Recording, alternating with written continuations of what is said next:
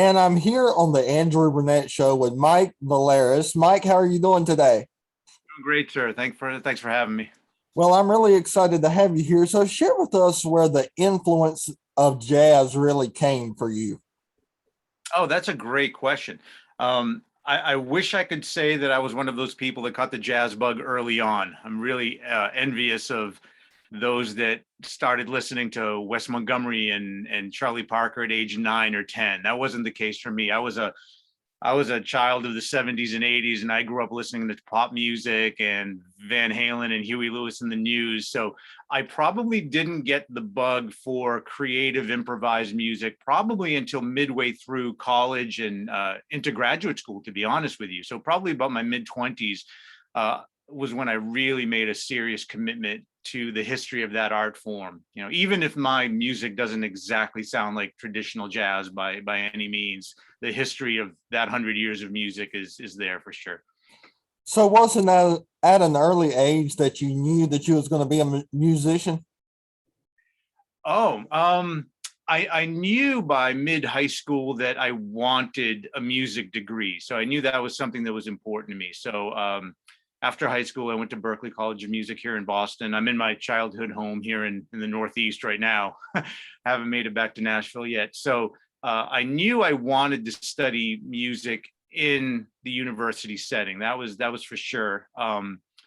Where that was going to lead, I wasn't exactly sure about, so I did go to Berklee and immerse myself in that scene and the music community here in Boston.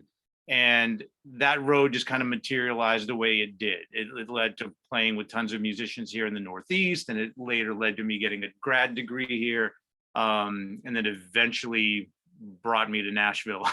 But I wasn't really certain where the road was going to go, which is probably a good attitude to have in this field because you have to be open to all things. Especially like 2020 when the pandemic hit and all the music shows were canceled. You definitely have to have something else to fall back on. Absolutely, absolutely. Yeah, I did pre-production for a whole new record which just came out. So that's what I did over the pandemic. So, if you wasn't a musician right now, what would be your second job choice?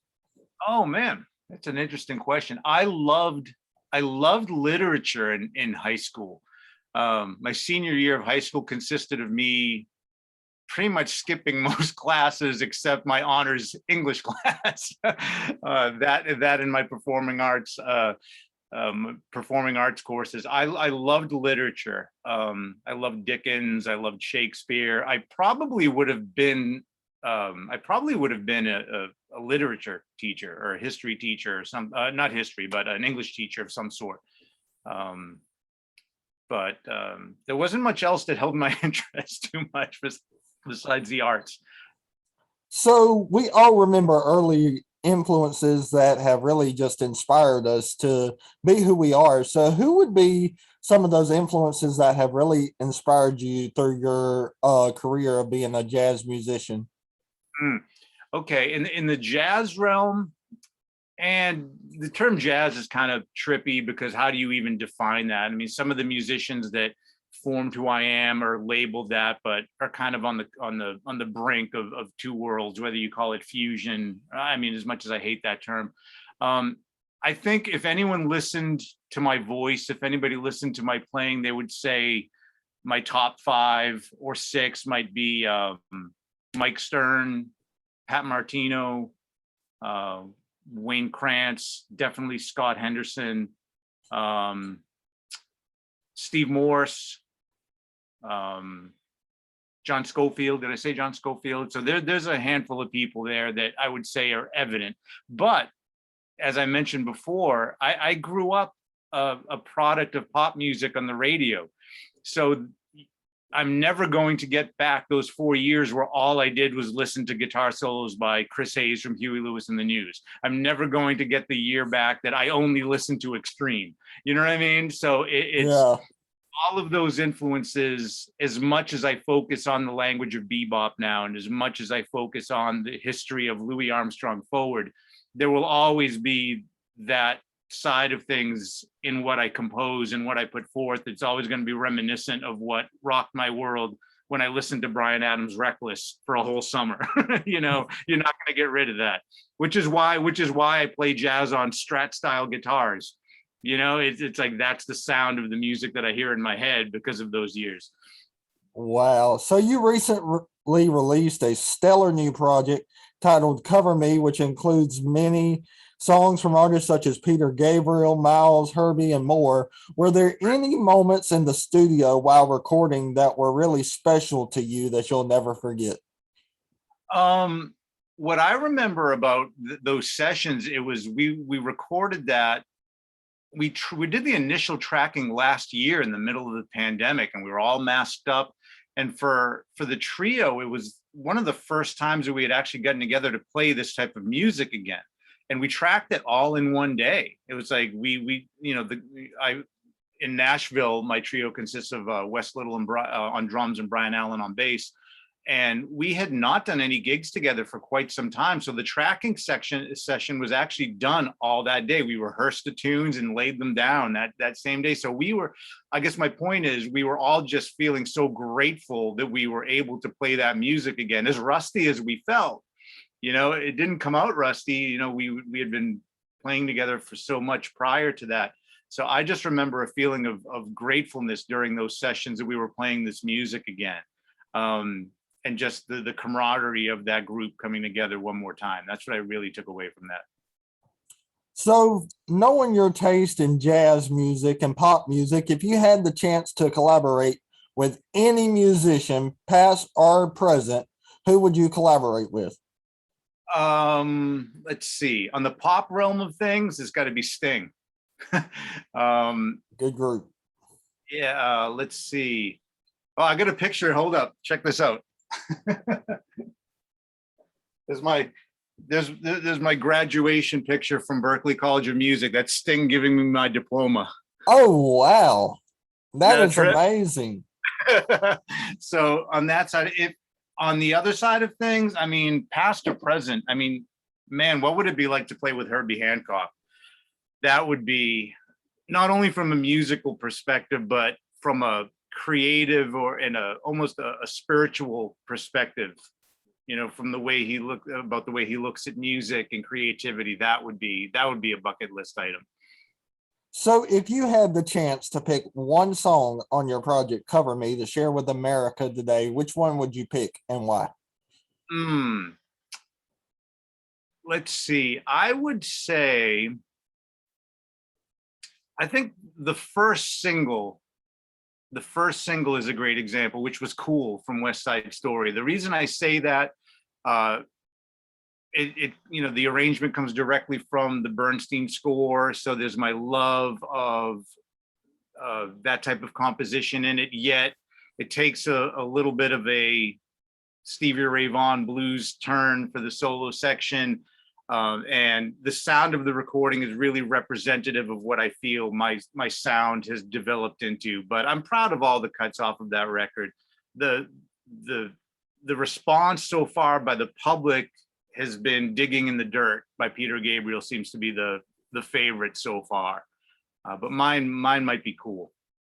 So what about a funny road story that you would like to share that has happened to you as a musician? A funny road story. I don't have many because the majority of my living is spent teaching. I'm on the faculty at Belmont University in Nashville. I teach my own private studio. So my most colorful anecdotes about touring might probably be in my 20s when I was just going from place to place in a lousy old bus that had a exhaust problem that would fill up with exhaust fumes on the way to the gig. Like those things come to mind, and flat tires and having to hop fences of junkyards to get a tire that matches, and then putting it on the van as quickly as we could to make it to the gig because we had a showcase. A lot of those funny stories come from my past, not so much with the music I'm playing now. I'm very fortunate to be in a position where I can teach this art form and just kind of hand choose like what gigs I do and what area, so it's a different time now. So as you mentioned, you give private lessons to learn how to play the guitar and everything. What if there's some guitarists listening right now that's really struggling to see if they really want to do this type of thing? What kind of advice would you give them? Patience, patience, patience in your development, patience in your playing. You realize that the biggest mistake right now, and it might be because we live in an era of instant information and YouTube clips and clickbait. You can look up almost anything. You got to remember that the stuff that you're working on will probably not surface for 6 months to a year in your playing. You have to be kind to yourself. You have to enjoy the process of self-improvement as being the joy itself. You have to do, my mentor used to say, do music for music's sake and no other reason, right? And if you have that mindset, you will look back a year at a time, 2 years at a time, and realize how much you've improved. You can't want it now. You can't, this bull in a china shop syndrome where people just come on too strong in their careers or come on too strong in the scene. Just work as hard as you can and put in the work and be yourself and immerse yourself in a community musically, and wherever you're supposed to be will come. You'll get there naturally. So what are your goals musically for 2022? 2022, I'm in the process of trying to set up just a short regional tour of the Northeast for this summer. I would like to try and do that. We have a great record release show coming up in Nashville on January 29th at Rudy's Jazz Club. So anybody in the area, if you want to come out, hopefully if we're still in business due to the COVID surges, but as of right now, we're still on. So that's January 29th at Rudy's. To expand the playing in the South as well. But just more of the same, to be honest with you, just keep the creative juices flowing and improve in what I do and try and get the music out there as much as I can, and to do right by my students every day. Pretty much the same goals. So share with us how our viewers can find out more about your music, book you for a show, or even find out more about your new project, Cover Me. Sure. You can visit me at MikeValerasMusic.com. All my socials, my handle is just Mike Valeras. So check out Facebook, add me on Instagram. Pretty active about promoting things there, but there's links to all the music in all of those places.